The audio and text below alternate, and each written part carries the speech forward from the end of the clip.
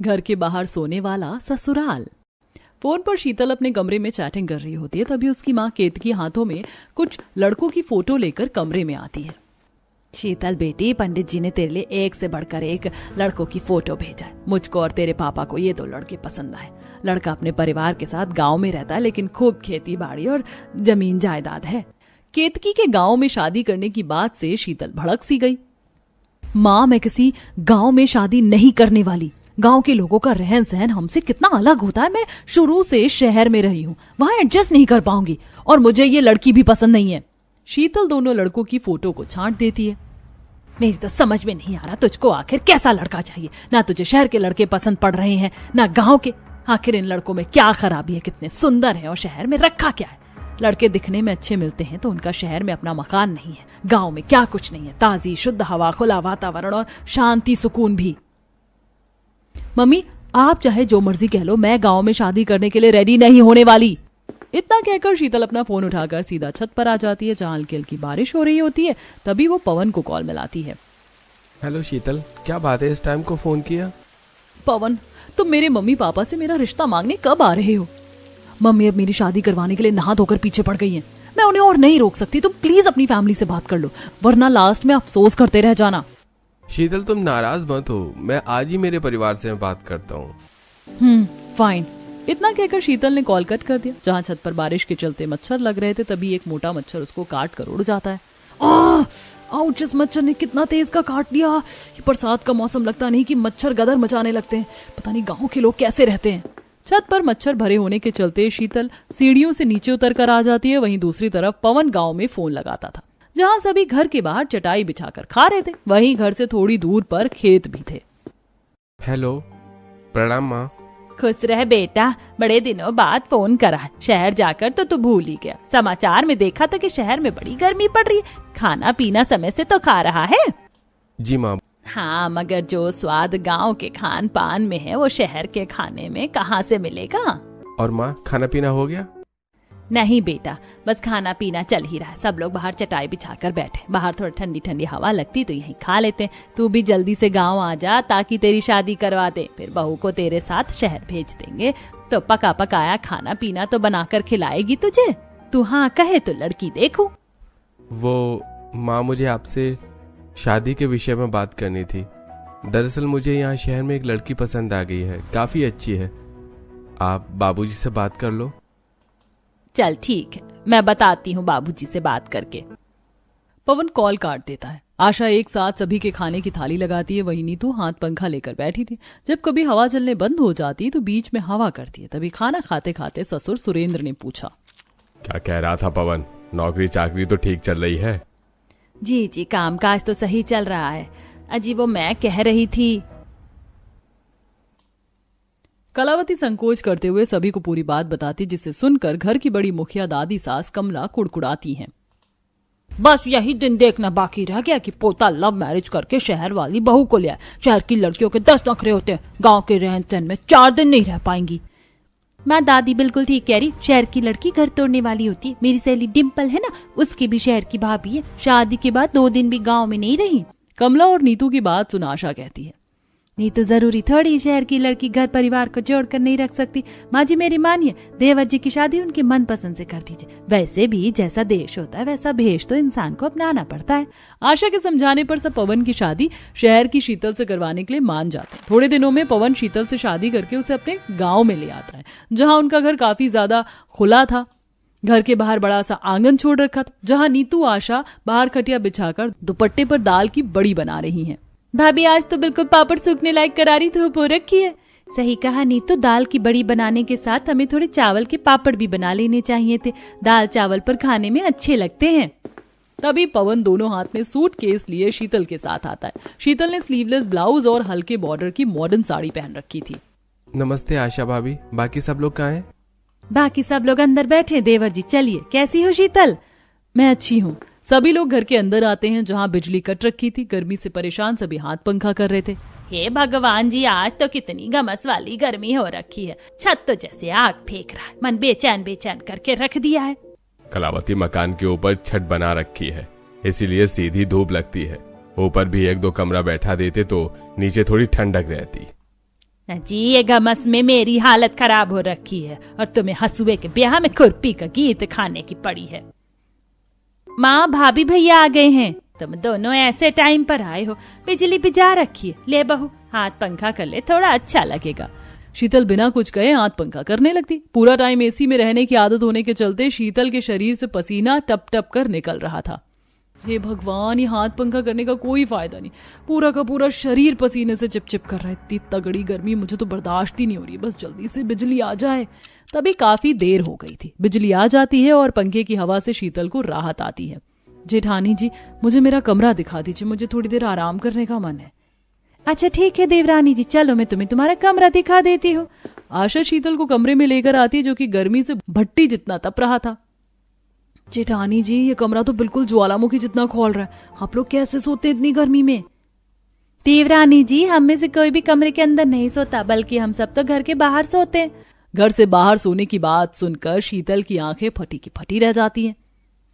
मगर आप सब लोग घर खाली छोड़कर बाहर क्यों सोते? बाहर तो और भी ज्यादा गर्मी लगती होगी। बिल्कुल नहीं देवरानी जी, खुले में सोने का अपना ही मजा है। रात में तो बाहर खूब ठंडी ठंडी हवा चलती, नींद भी अच्छी आती है। आज तुम जब हमारे साथ बाहर सोओगी तो देख लेना, इतनी बढ़िया नींद आएगी और सुबह तुम्हें फ्रेश फील होगा। मैं तो नहीं सोने वाली घर से बाहर, मैं तो कमरे में ही सोऊंगी। देखते देखते कुछ देर में रात हो जाती। आशा सबके लिए खाना बनाती। खाने की खुशबू कमरे में बैठी शीतल की नाक तक पहुंचती है। हाँ, इतनी अच्छी खाने की खुशबू कहाँ से आ रही है? लगता है डिनर बन गया है। भूख लगी है, खाना खा लेती हूँ। शीतल जैसे ही डिनर करने के लिए कमरे से बाहर आती है तो देखती है कि नीतू ने हाथों में बड़ी सी चटाई ले रखी और आशा रोटी सब्जी का बर्तन और प्लेट बाहर रखने जा रही थी। अच्छा हुआ छोटी भाभी जो आप खाने के लिए खुद ही बाहर आ गई, मैं आपको डिनर के लिए बुलाने वाली थी। वो तो ठीक है, लेकिन ये सारा खाना चटाई लेकर बाहर कहाँ जा रही हो? कम से कम डिनर तो अंदर बैठकर किया जा सकता है। भाभी अंदर तो काफी घुटन सी हो रही है और बिजली भी चली जाती है, इसलिए हम सब बाहर चटाई बिछाकर ठंडी ठंडी हवा में रोटी खाते हैं। देवरानी जी, तुम जग में पानी भर कर ले आओ, मैं खाना परोस दूंगी, तुम पानी दे देना। जी अच्छा। शीतल अंदर ही अंदर खुंदक खाते हुए जग में पानी लेकर बाहर आती है, जहां चौखट के ऊपर टान में लालटेन जल रहा था। आसमान में तारे चमक रहे थे, ठंडी ठंडी हवा चल रही थी, जिससे शीतल का गुस्सा उड़न छू हो जाता है। अरे वाह, घर के बाहर तो सचमुच में बर्फ के जितनी चिल्ड हवा चल रही है। ऐसी हवा के आगे तो एसी भी फेल है। नीतू जमीन पर चटाई बिछा देती और सभी ठंडी ठंडी बहती हवा में डिनर करते। तभी रोहन गौरी, आज तो आसमान में कितने तारे निकले, मुझको तो बड़ा मजा आता है तारों की छाव में सोकर। आज तो चाची भी हमारे साथ सोने वाली है, आज तो चाची के साथ अंताक्षरी खेलेंगे। यहाँ गर्मी से मेरा कचुम्बर निकल रहा है और इन कच्चे बच्चों को अंताक्षरी खेलना। फटाफट से खाना लपेटकर मैं तो सीधा बिस्तर पकड़ूंगी। कुछ देर में पूरा ससुराल खाना खा लेता है। तभी कमला जोर की डकार मारती है। कुछ ज्यादा ही खाना खा लिया, अब तो मेरा पेट गड़ रहा है। दिनेश बेटा जल्दी से खाट बिछा दे। जी दादी, बस बिछा रहा हूँ। क्या कहा? हम सब बाहर खाट पर सोने वाले हैं? घर में गद्दे नहीं है? देख लो, दिखाने लगी ना नखरे ये शहरी बहू, इसको बाहर सोने के लिए गद्दा चाहिए। मैं तो पहले ही कहा था शहर की रही लड़की गांव के रहन सहन में नहीं जमेगी। ये दादी सास तो एक नंबर की टेढ़ी खीर है। खटिया पर सोने की बात को लेकर बाल की खाल निकाल दिया।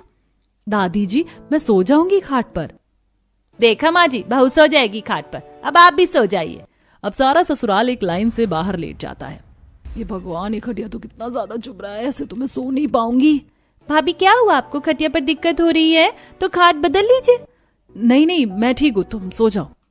कुछ ही देर में हवा चलते चलते एकदम से रुक जाती है और आसमान में टिमटिमाते तारे पर घटाएं घिर आती हैं। शीतल के खटिया के नीचे मोटे मोटे मच्छर भिनभिनाने लगे। हाँ मम्मी, जोर का मच्छर काट लिया, ऊपर से हवा भी नहीं चल रही। सच में एकदम से गरम गरम सा मौसम कर दिया लगता है। अभी तो आसमान भी एकदम साफ था, घटाएं जम गई, बारिश होगी तो मौसम ठंडा कर देगा। सो जा। सब आंखें भींच कर सो जाते हैं। थोड़ी देर गुजरती है और आसमान में जोरदार बिजली गरजने के साथ बारिश होने लगती है। हे भगवान, मुझ पर पानी किसने टपकाया? शीतल ने आंख खोलकर देखा कि बारिश काफी तेज की हो रही थी। ऐसे में ससुराल वाले सो रखे थे। भगवान जी, इतनी बारिश में भी मेरे कुंभकर्ण ससुराल वाले कैसे घोड़े बेचकर सो रहे हैं? माँ जी, पापा जी, सब लोग जल्दी से उठकर अंदर चलिए, बारिश स्टार्ट हो गई है। अरे बहू, बारिश पर ध्यान मत दे, 2-4 बूंद बरस कर छूट जाएगी। देख कितनी बढ़िया एसी फेल करने वाली हवा चल रही है, सो जा। इतना कहकर कलावती सो जाती है। पूरा का पूरा ससुराल, जहाँ बारिश में भी बाहर बड़ी आराम से सो रहा था, शीतल के खटिया के चारों तरफ जैसे मोटे मोटे मच्छर बिनर बिनर करते हुए कभी उसके मुंह पर काटते हैं तो कभी हाथ पैर पर। जाओ भागो यहाँ से, नहीं तो मसल कर रख दूंगी। इन मच्छरों ने तो मेरा खून पी लिया, मुझे नहीं सोना बाहर। गुस्से में तिल मिलाकर शीतल तकिया लेकर घर के अंदर कमरे में आकर बेड पर लेट जाती है। शुक्र है उस खटिया से बाहर बारिश में सोने से अच्छा ये बेड नरम है, यहीं सो जाती हूँ। क्या बात है, अभी तो पंखा भी फर्राटेदार चल रहा है। शीतल कंफर्टेबल होकर कमरे में सो जाती, तभी वोल्टेज कम होने के चलते पंखा कभी तेज चलता तो कभी धीमे हो जाता। हे भगवान, ये पंखा भी कितना मरा मरा चल रहा है। गांव की बिजली का यही हाल है, कभी वोल्टेज भाग जाता है तो कभी सिग्नल भाग जाता है। बड़बड़ाते हुए शीतल किसी तरह नींद से भरे होने के चलते सो जाती। आधा घंटा ही गुजरा था कि बिजली चली जाती, जिससे बिस्तर पसीने से तर हो जाता और वो जग जाती है। भैंस की आंख, इस बिजली को भी अभी भागना था। यहाँ कमरे में तो बिना बिजली के गर्मी में उबलने से अच्छा बाहर बारिश में ही सो जाती हूँ। बेचारी बहू तकिया लेकर दोबारा बाहर आकर अपनी जगह पर आती है और बगल में सो रहे पवन का चादर खींचकर मुंह तक ओढ़ लेती है। अब चाहे बारिश हो या मच्छर, सो जाती हूँ। 2-3 घंटे में ही सुबह हो जाती। सुबह के 5 बजते ही जैसे सूरज की किरण फूटती है, कमला सबको उठाने लगती है। हे भगवान, सूरज देवता निकल गए और तुम सब अभी तक पूरब की तरफ पैर किए सो रहे हो, चलो उठो। कमला की कड़क डांट सुनकर सभी उठकर अपनी अपनी खाट उठा लेते, लेकिन सुबह का वातावरण ठंडा होने के चलते शीतल गहरी नींद में सोई थी। अरे वाह, शहर वाली पोता बहू, चल उठ भी जा, बिहान हो गया। अरे यार, कौन है कचर कचर करके मेरा कान बका रहा है, सोने भी नहीं दे रहे। तौबा तौबा, देखो कितनी खच्चर बहू है। अरे उठती है कि एक बाल्टी पानी लाकर नहला दूं। कमला की आवाज से शीतल जल्दी से उठ गई और अपने से पहले ससुराल वालों को उठा हुआ देख असहज सी हो गई। सब लोग कब उठे, मुझे पता भी नहीं चला। बहू तो आराम से नींद खींच कर सोई थी। कैसा लगा एसी जैसी हवा खाकर सोने में? नींद तो बढ़िया से आई। खाक बढ़िया नींद आई। अंदर बाहर करने में ही रात के 2 से 3 बज गए थे और 5 बजते ही ये लोग उठ गए। शीतल ने जल्दी से सारा बिस्तर समेटा और सब घर में आ गए। माँ जी, सबके लिए खाने में क्या बना दूं? बड़ी बहू, तीनों टाइम तो खाना पीना तू ही बनाती है, एक टाइम पर खाना शीतल बहू से बनवा ले। आखिर इसकी पहली रसोई की रस्म करनी है। कलावती, पहले पूछ ले तेरी बहू को पूरी पकवान छानने भी आते हैं कि बस मैदे वाली मैगी बना लाए। दादी जी, मुझे सब चीज बनाने आती है। जेठानी जी, आप मुझे रसोई दिखा दीजिए, मैं बना लूंगी। अच्छा ठीक है, आओ। आशा शीतल को रसोई दिखाती है। ये रहा रसोड़ा, अब तुम खाना बना लो। रसोई के अंदर गैस चूल्हा देख शीतल ने गहरी सांस भरते हुए कहा, शुक्र है कम से कम रसोई में गैस चूल्हा लगा है, वरना तो बाहर गर्मी में बैठकर खाना पीना बनाना पड़ता। शीतल, खाना तो शुरू से गैस चूल्हे पर ही बनता है, बस केवल सब्जी में मसाला डालने के लिए मसाला सिलबट्टे में पिसता है। कोई नहीं, मुझे मसाला पीसना आता है, मैं सिलबट्टा चला लूंगी। अब शीतल सब्जी काट कर आटा मार कर रख लेती है और गैस का फ्लेम कम रखकर गोभी फ्राई करने को डालकर बाहर सिलबट्टी पर मसाला पीसने चली जाती है, जहां मिर्ची जितनी तीखी धूप निकल रखी थी। बाप रे बाप, बाहर तो कितनी तेज धूप निकल रखी है, पता नहीं सिलबट्टा रसोई से बाहर क्यों लगा रखा है। शीतल जैसे ही मसाला पीसने के लिए सिलबट्टे को पानी से धोती है तो भपका फेंकने लगता है। हे भगवान, कितना गर्म सिलबट्टा हो रखा है, मेरे तो हाथ की खाल सी निकल गई। तभी एकदम से धूप हल्की हो जाती है और छांव छा जाता है। आसमान का रंग काला कर देता है और बादल घुमड़ते हुए बरस जाते हैं। हे भगवान, यहाँ तो मौसम का कुछ पता ही नहीं चल रहा है, कभी धूप कर देता है तो कभी एकदम से बारिश। बेचारी बहू बारिश में भीग कर बाहर बैठकर मसाला पीस कर अंदर लाकर सब्जी बनाती। देखते देखते एक बार फिर रात हो जाती है। हल्की हल्की बारिश भी होनी जा रही थी। बारिश होती देखकर शीतल के मन में लड्डू फूट रहे थे। चलो अच्छा, आज जमकर बारिश हो रही है, आज तो सब घर में सोएंगे। तभी सभी को खाना खिलाकर नीतू जाकर बाहर खटिया बिछाने लगती है, जिस पर शीतल टोकती है, नीतू तुम इतनी बारिश में बाहर बिस्तर किस लिए कर रही हो? सब लोग अंदर सोएंगे। भाभी, हमें बाहर सोने की आदत पड़ गई, इसलिए अब घर के अंदर किसी को भी नींद ही नहीं पड़ेगी। पर इतनी तेज बारिश में सब लोग कैसे सोएंगे? देखो कितने मोटे मोटे मच्छर लग रहे हैं, ये मच्छर डेंगू पैदा करते हैं। अरे शीतल, ये डेंगू वाले मच्छर नहीं है, बल्कि घर के पास ही मक्के का खेत है ना, उसी में से आ जाते हैं। ये मच्छर हैं, इनके काटने से डेंगू मलेरिया जैसी कोई परेशानी नहीं होती है। पवन जी, माना कि इस मच्छर के काटने से मलेरिया नहीं होगा, लेकिन ये कितनी तेजी में काटते हैं, जहाँ काट लेते हैं लाल कर देते हैं और हाथ पैर भी सुझा देते हैं। आज तो पूरे दिन बारिश हुई है। तुम चिंता मत करो, मैं अभी इन मच्छरों को जुगाड़ कर देता हूँ। जिसे मच्छर भी नहीं लगेगा और सब ठंडी ठंडी हवा में मजे से सोएंगे। पवन और दिनेश दोनों सबके खटिया में मच्छरदानी टांग देते। तो लग गया मच्छरदानी, अब एक भी मच्छर नहीं लगेगा। अब सभी लाइन से खटिए के अंदर लेट जाते हैं, पर मच्छरदानी लगने के बाद भी खटिए के नीचे से छोटे छोटे मच्छर काट रहे थे। क्या फायदा ये मच्छरदानी लटकाने का, मच्छर तो अभी भी खून पी रहे हैं। हे भगवान, मैं यहाँ इतने पापड़ बेल रही हूँ ताकि सब लोग बाहर छोड़कर घर में सोएं, लेकिन सबको खुले में सोने का चस्का लग गया है। बेचारी शीतल बुदबुदाते हुए सबके बीच बाहर सोती है। आहा, आज तो खूब बढ़िया बारिश हुई है, कितनी ठंडी ठंडी हवा चल रही है, आज तो चैन की नींद पड़ेगी। अजी इतनी ताजी ताजी हवा बाहर सोकर शरीर को लगती, शरीर कितना तंदुरुस्त रहता है। और वहीं बिजली पंखे की जितना भर भर कर हवा खा लो, सुस्ती सी छाई रहती दिन भर। पूरा परिवार ठंडी ठंडी हवा खाते हुए बाहर खुले में आराम से सो जाता और कुछ ही देर में सब खर्राटे भरने लगते हैं। तभी आंगन में खटिया के नीचे पानी लगे होने के चलते मेढक उछलते हुए टरटर करने लगते हैं, जिससे शीतल डर जाती है। कौन है ये? खटिया के नीचे क्या उछल रहा है? कहीं सांप तो नहीं है? तभी एक बड़ा सा मेढक टरटराते हुए मच्छरदानी से चिपक जाता है, जिससे शीतल की चीख निकल जाती है। हाँ, पवन जी, जेठानी जी उठिए। अरे क्या हुआ शीतल, तुम डर क्यों गई? जेठानी जी, मेरे खटिया के नीचे कुछ है। तभी कमला टॉर्च जलाकर देखती है कि आंगन में पानी जमा होने के चलते कुछ छोटे बड़े मेढक जमा हैं। हे भगवान, पोता बहू तू एक जरा से मेढक से डर गई। अरे बारिश के मौसम में तो मेढक कान खजूरा वगैरह निकलते रहते। तब पवन मेढक को उठाकर कुछ दूर फेंक देता है। तभी पड़ोसन सुजाता अपने पक्के मकान से बाहर निकलती है। अरे क्या है, तुम लोग को आधी रात को भी चैन नहीं होता क्या?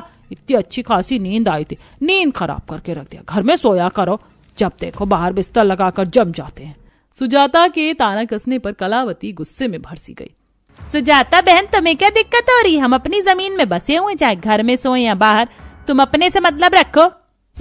थोथा चना बाजेगा ना, इन पड़ोसियों से मुंह लगना बेफजूल है। सुजाता बुदबुदाते हुए बालकनी से अंदर चली जाती है। वहीं मच्छरदानी में मेढक चिपटने के चलते वो फट जाती है और ढेर सारे मच्छर मच्छरदानी में घुसकर शीतल को काट काट कर सुझा देते। वहीं बच्चे भी चिड़चिड़ करते। मम्मी, बच्चे काट रहे, पंखा कर दो ना। अच्छा ठीक है, करती हूँ, सो जाओ। और दिन तो बाहर सोने पर झरझर सी हवा लगती है, आज तो चुन चुन मच्छर काट रहे हैं। मम्मी जी, आज इतने मच्छरों में नींद नहीं आने वाली है, अंदर चलकर सोते हैं। बहू, घर के अंदर तो और घमस्सी भरी होगी, बाहर कम से कम थोड़ी राहत है, सो जाओ। कल से बिस्तर करके कछुआ मॉर्टिन जलवा लेंगे। हे भगवान, कैसे ससुराल वाले, इनको समझाना भैंस के आगे बीन बजाने के जैसा है। अगली सुबह शीतल जब कमरे में आकर आईना देखती है तो मच्छर काटने से उसके मुंह पर लाल लाल दाने निकल गए थे, जिसे देख नीतू मजाक बनाती है। छोटी भाभी, मच्छरों ने आपके चेहरे पर क्या मस्त टैटू बनाया है। मन तो कर रहा है इसका सर फोड़ दूं। नीतू, ज्यादा दांत दिखाने की जरूरत नहीं है, अब जाओ यहाँ से। शीतल को हाइपर देखकर नीतू कमरे से चली जाती है। देखते देखते दिन गुजरता है और दोबारा से रात हो जाती है। सोने से पहले कलावती आंगन में धुआं कर देती है ताकि मच्छर भाग जाए। हे भगवान, कहीं आग तो कहीं धुआं धुआं। माँ जी, आपने ये धुआं किस लिए कर रखा है? बहू, वो बारिश के चलते बहुत सारे मच्छर हो गए ना, इसीलिए धुआं किया ताकि मच्छर मर जाएं। कलावती, ये धुआं करके कितना ही मच्छर मार लोगी, इससे अच्छा घर में सो। तुम लोग तो खुद बाहर सोते ही हो, बेचारी बहू को भी सुलाते हो। हमारी बहू का हमारे साथ बाहर सोने में कोई दिक्कत परेशानी नहीं, इसीलिए तुम मेरा घर खराब मत करो, जाओ। सुजाता अंदर चली जाती। वहीं रोज रोज बाहर सोने के चलते कभी मच्छर तो कभी गर्मी कभी बरसात से बेचारी शीतल सो नहीं पाती और कुछ दिनों के बाद शीतल को पता चलता है कि वो प्रेग्नेंट है। लेकिन इनको ठंडक में रखना है और नींद पूरी करनी है। डॉक्टर साहब। जी डॉक्टर साहब, हम ख्याल रखेंगे। शीतल अपनी प्रेगनेंसी का फायदा उठाते हुए मन में खिचड़ी पकाती है। इससे अच्छा मौका मुझे और नहीं मिलेगा अपने ससुराल वालों को लाइन पर लाने का। देखते ही देखते रात के सोने का टाइम हो जाता है। तभी शीतल, पवन जी, आज मैं बाहर नहीं सो पाऊंगी, बहुत बेचैनी सी हो रही है। चल कोई नहीं बहू, तू आज घर में सो जा और पवन तू भी बहू के साथ सो जा। चलो अच्छा है, आज मैं आराम से नींद पूरी करूंगी, बाहर सोने का झमेला नहीं। उस दिन शीतल काफी ज्यादा आराम से पंखे में सोती है, पर पवन को कमरे में नींद नहीं आती, इसलिए आधी रात को तकिया लेकर बाहर जाकर सो जाता है। इसी तरह धीरे धीरे शीतल कमरे में एसी लगवाने को कहती है। पवन, मैं अब इतनी गर्मी में बिना एसी के एडजस्ट नहीं कर सकती, या तो तुम मेरे लिए एसी लगवा दो या फिर मुझे मम्मी के पास छोड़ाओ ताकि मैं कूलिंग में रहूंगी, और इतनी बिजली भागती है तो इसके लिए भी इन्वर्टर लगवा दो। पर शीतल, बाहर खुले में कितनी अच्छी हवा चलती है, तो फालतू में खर्चा लगाने की क्या जरूरत है। आज से बाहर सोकर देखो। बिल्कुल भी नहीं, अब मैं बाहर नहीं सोने वाली हूँ। अरे तुम लोगों को घर छोड़कर बाहर नींद आ जाती है, लेकिन मुझे नहीं आती। मच्छर इतना काट खाते हैं। तभी कमरे के बाहर से गुजरते हुए कलावती दोनों की बहसबाजी होते हुए सुन लेती है और कमरे में आकर सुरेंद्र से कहती है, अजी मैं सोच रही हूँ एसी लगवा दूं, अभी उसके पैर भारी हैं तो आराम से सो सकेगी। पर कलावती, ऐसी हालत में बहू को खुली ताजी हवा में सोना लाभदायक है। ये एसी पंखे की हवा सेहत खराब करती है। अजी जानती हूँ, लेकिन बहू शहरी मिजाज की है, उसे बाहर सोना अच्छा नहीं लगता। मैंने कुछ पैसे जोड़ रखे, तुम कल एसी खरीद कर लगवा दो। अगले दिन सुरेंद्र एक एसी की दुकान से एसी खरीद कर लाता और शीतल के कमरे में सेट करवा देता है। जैसे ही एसी चालू होता है तो पूरा कमरा कूलिंग से भर जाता है। तभी दोनों बच्चे ठंडी हवा खाते हैं। हाँ मम्मी चाची के कमरे का एसी कितनी ठंडी ठंडी हवा दे रहा है, हम भी अपने कमरे में एसी लगवा लेते हैं, फिर बड़े मजे से सोएंगे। बेटा चाची का बाबू होने वाला है ना, इसलिए उनके लिए एसी लगा, हम बाहर तारों की छांव में सोएंगे। अब शीतल एसी चालू करके कमरे में सो जाती, वहीं पूरा ससुराल बाहर बूंदाबांदी में सोता है, जिससे एक दिन रोहन को बुखार सा लग जाता है। मम्मी मुझे स्कूल नहीं जाना, तेज की बुखार है। आशा जैसे रोहन का सर छूती तो काफी तेज गर्म लगता है। माँ जी, रोहन को फिर से बुखार चढ़ गया, रात को इसे दवाई भी दी थी। बहू लगभग 4-5 दिन हो गए रोहन को बुखार लगते, इसका बुखार क्यों नहीं छूट रहा। जेठानी जी, एक बार रोहन का ब्लड टेस्ट करवा कर देख लीजिए, क्योंकि बार बार बुखार आना, उल्टी लगना डेंगू के लक्षण हैं। शीतल की बात सुनकर सारा ससुराल टेंशन में आ जाता और रोहन का ब्लड टेस्ट करवाते हैं और कुछ देर बाद, डॉक्टर साहब रिपोर्ट में क्या आया है? मेरा रोहन ठीक है ना? देखिए, आपके बेटे को डेंगू है। ऐसी बारिश के मौसम में आप लोगों को घर में सोना चाहिए, बाहर नहीं, क्योंकि बारिश के पानी में डेंगू के मच्छर पैदा होते हैं। ऐसे मौसम में डेंगू मलेरिया के हजारों केस आते हैं। बच्चे को हल्का खाना देना है और बारिश से बचाव करना है। डॉक्टर के बात को ध्यान में रखते हुए दिनेश घर आकर सबको घर के बाहर खुले में सोने को मना करता है। आज से जब तक बारिश का मौसम है सब लोग घर में सोएंगे, क्योंकि डेंगू मलेरिया के बहुत केस आ रहे हैं। तब तो घर में सोना ही ठीक रहेगा, डॉक्टर के पास पैसे झोंकने से अच्छा है हम घर में सो लेंगे। उस दिन सारा ससुराल बारिश में घर के अंदर कमरों में सोता है, लेकिन लंबे वक्त से बाहर सोने की आदत लगी होने के चलते सबको दिक्कत होती है। हे भगवान, इस पंखे की हवा खाकर तो मुझको नींद ही नहीं पड़ेगी। आशा बहू मेरे लिए बाहर खटिया बिछा दे, मैं तो वहीं सोऊंगी। आशा रामकली का बिस्तर बाहर कर देती है और मच्छरदानी लगा देती है, लेकिन रात में फिर से बारिश होने के चलते रामकली घर के अंदर भागती है। ऐसा ही हाल घर के बाकी सदस्यों का भी था। अजी तुम अभी तक जाग रहे हो, सोए नहीं? इतनी घमस भरे कमरे में नींद आए तब तो सोऊं, मन बेचैन हो रहा है। अजी कमरे में भपका तो है, चारों तरफ से बंद जो पड़ा है कमरा। गर्मी में परेशान कलावती खिड़की खोलती है। बाहर बारिश हो रही थी और ठंडी ठंडी हवा कमरे में आती है, जिससे ठंडक सी हो जाती। समय गुजरता है, धीरे धीरे अब पूरे ससुराल वालों की घर में सोने की आदत बनने लगती है। वहीं दूसरी तरफ घर के बाहर सोने की आदत के चलते शीतल को कमरे में सोना नहीं जचता, इसीलिए कभी कभी सुहावने मौसम में सब बाहर भी बिस्तर डाल लेते, जहां शीतल भी आराम से सो जाती है।